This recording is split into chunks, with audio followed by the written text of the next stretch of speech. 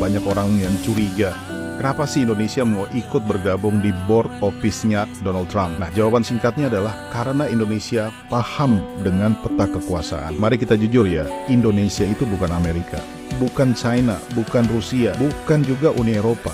Kalau kamu berpikir Indonesia bisa menekan Israel atau menghentikan perang di Palestina hanya dengan pidato-pidato, demo-demo, kecaman moral, itu bukan geopolitik. Dalam dunia nyata, keputusan itu tidak dibuat di jalanan dengan demo, tapi di meja yang diisi oleh orang-orang kuat. Dan board office itu, kamu suka atau tidak, adalah salah satu meja tersebut. Dan board office itu isinya adalah orang-orang paling berkuasa di muka bumi. Dan Indonesia bisa duduk satu meja di situ. Nah, sekarang poin pentingnya, Indonesia itu tidak masuk buat tunduk. Indonesia masuk untuk mengamankan kepentingan Indonesia sendiri. Nah, apa kepentingan Indonesia?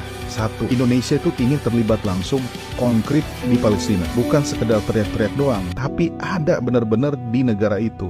Indonesia sudah bicara soal ngirim pasukan penjaga perdamaiannya.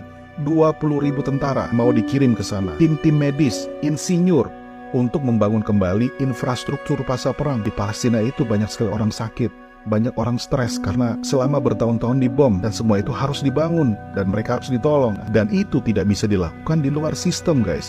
Itu hanya bisa dilakukan kalau kamu punya akses. Dan akses itu datang kalau kamu duduk di forum-forum yang relevan seperti ini. Yang kedua, langkah real politik untuk menyeimbangkan posisi Indonesia. Kamu ingat kan, Indonesia itu udah masuk BRICS loh. Faktanya, kita semua tahu, Amerika itu nggak suka kehilangan pengaruhnya. Dan dia nggak suka saat tahu Indonesia itu masuk ke BRICS. Kalau Indonesianya condong ke satu blok, Indonesia akan jadi target buat ditekan. Dengan masuknya Indonesia ke board office, Indonesia itu ngirim sinyal yang jelas kepada Amerika, kepada Trump. Kami itu tidak anti Amerika, kami tidak anti Barat, karena kami itu main di semua papan. Kami main sama China, kami main sama Rusia, kami main juga sama Amerika. Dan ini bukan licik dalam arti negatif, guys. Ini cerdas. Kita nggak bisa main kuat-kuatan siapa kita. Lihat apa yang terjadi sama Kanada, Prancis, dan Denmark. Itu kurang sekutu apa sama Amerika? Itu sekutu lama Amerika loh. Itu bisa aja ditekan saat kepentingan mereka tuh berbenturan. Indonesia tidak cukup kuat untuk melawan mereka langsung. Maka opsinya cuma dua. Kamu menghindar dan tidak melakukan apa-apa. Atau kamu masuk aja.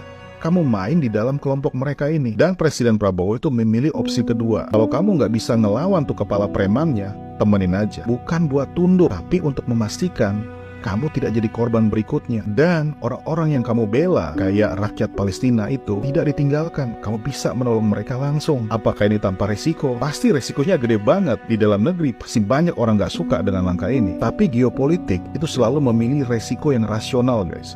Yang masuk akal.